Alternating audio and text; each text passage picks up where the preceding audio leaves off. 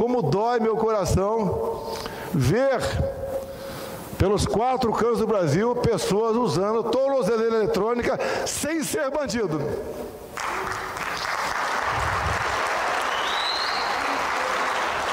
Ser condenada com um dos artigos do Código Penal dizendo que ela tentou de forma violenta, armada, derrubar o Estado Democrático de Direito. Armada onde? O que está acontecendo com o nosso Brasil? Não vou dizer que vocês devam reagir, mas tem instituições que devem reagir, tem que reagir, porque esse problema agora com vocês, humildes, lá na frente pegará outros. O bem maior que nós temos, compara até com a própria vida, é a nossa liberdade. Para mim, seria muito mais fácil estar do outro lado, tomando uísque, em gabinetes perfumados. Preferir estar ao lado do povo, com todos os riscos que eu ainda corro, arbitrariedades, busca e apreensão na minha casa atrás de cartão de vacina. O tempo todo processo de fake news. Não tem isso no Código Penal nosso. Não tem nenhuma acusação de corrupção. Diferentemente do que acontecia no passado e voltou a acontecer agora.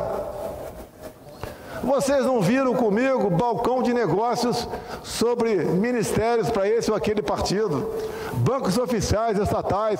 Lamentavelmente tudo isso voltou. Vamos pagar um preço caro por isso. Mas vamos em frente. Acredito que ao longo desses 4 anos, onde fizemos muita coisa, criamos até o Pix, uma coisa fantástica. Por que não criou no passado? Porque o lobby dos banqueiros não permitia criar. Vocês não pagam nada ainda, né? Pelo Pix. Levamos água para o Nordeste, triplicamos o valor do Bolsa Família, zeramos impostos federais de combustíveis.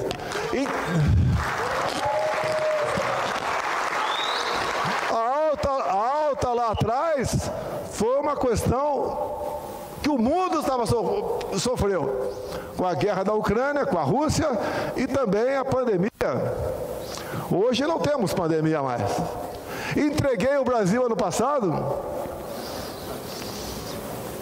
com superávit de mais de 50 bilhões de reais. Vamos terminar esse ano com quase 200 bilhões de déficit. E esse dinheiro tem custo para vocês. Vocês vão pagar os descasos do atual mandatário, que está deslumbrado ainda com a lua de mel.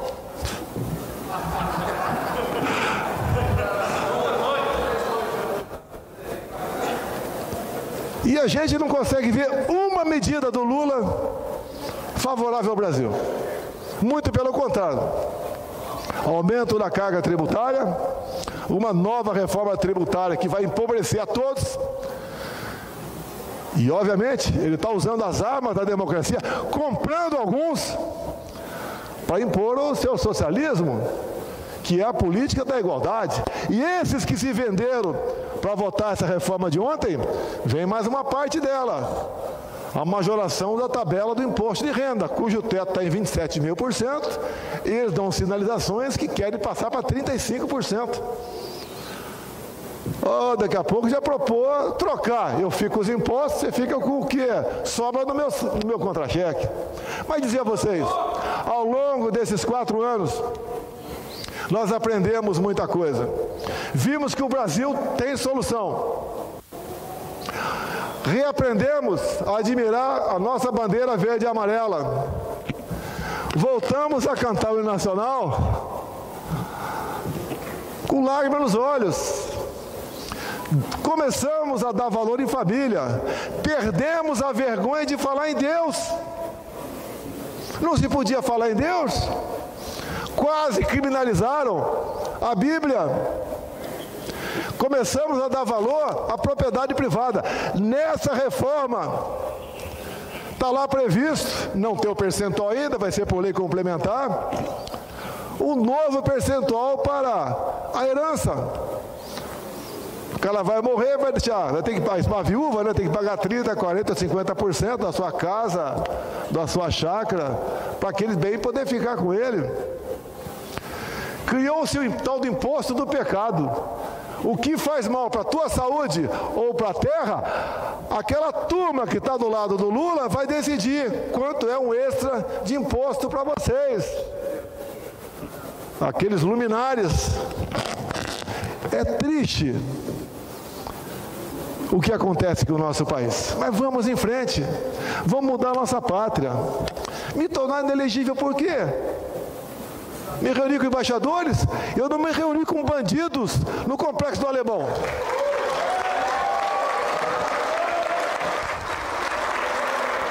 Me tornar elegível pela segunda vez, porque no 7 de setembro estava o Luciano Hang do meu lado. Eu não estava com os bandidos que assaltaram a Petrobras do meu lado.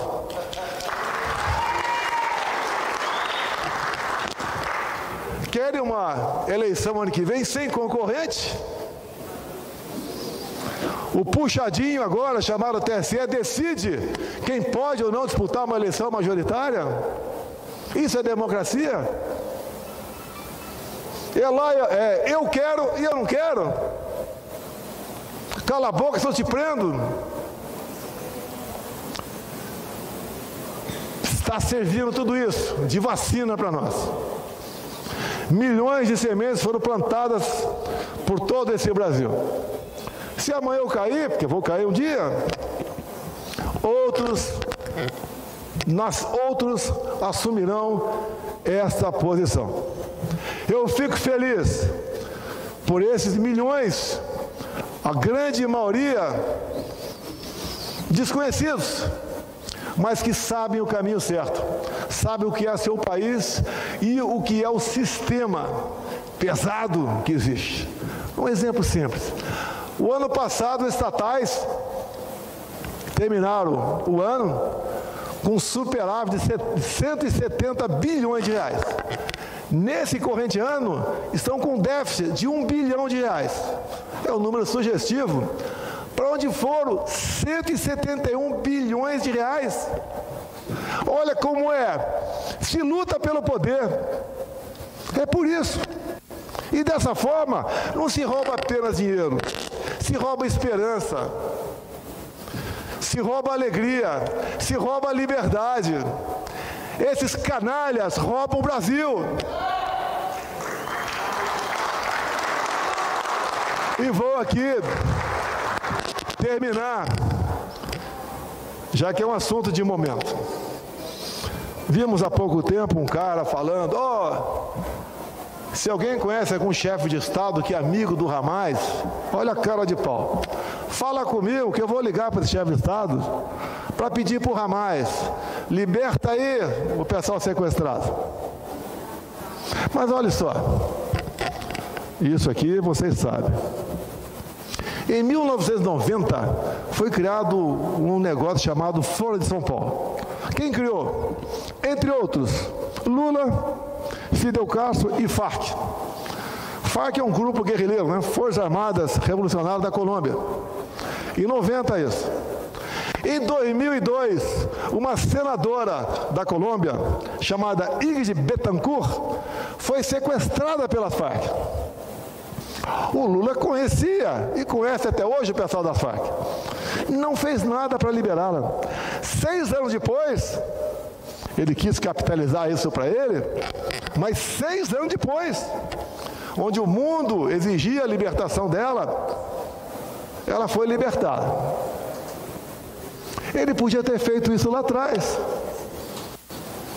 Vocês lembram do sequestrador de Abílio Diniz? 10 elementos chilenos, canadenses, argentinos e um brasileiro chamado Raimundo. Olha o nome do cabra, Raimundo. Sequestraram Abílio Diniz. Por um milagre foi descoberto o cativeiro. Ele não morreu sufocado, porque ele ficava de cócoras e conseguia aspirar por um tubo. E também foi descoberto porque houve um blackout e o silêncio fez com que pessoas do lado ouvissem os sussurros ou os gritos, ou bater na parede do Abílio. Esses caras foram para a cadeia. O que aconteceu no final do governo Fernando Henrique Cardoso? Lula procurou o Fernando Henrique Cardoso e falou que os meninos que haviam sequestrado Abílio Diniz estavam em greve de fome. Vamos colocar em liberdade os 10 sequestradores de Abílio Diniz. O Lula foi lá negociar com o FHC, que é um time muito parecido, esses dois, deixar bem claro. Aquele negócio das tesouras, tá? Da falsa direita. E o coração grande de Fernando Henrique Cardoso colocou em liberdade os sequestradores estrangeiros, entre eles o tal de Raimundo. Então vocês verem a mentira desse governo. Quando fala que se alguém conhece um amigo do Ramais, o Lula é amigo do Ramais. Celso Amorim, que foi ministro dele, da Defesa e das Relações Exteriores, prefaciou o livro do Ramais. É só ele falar com o chefe lá.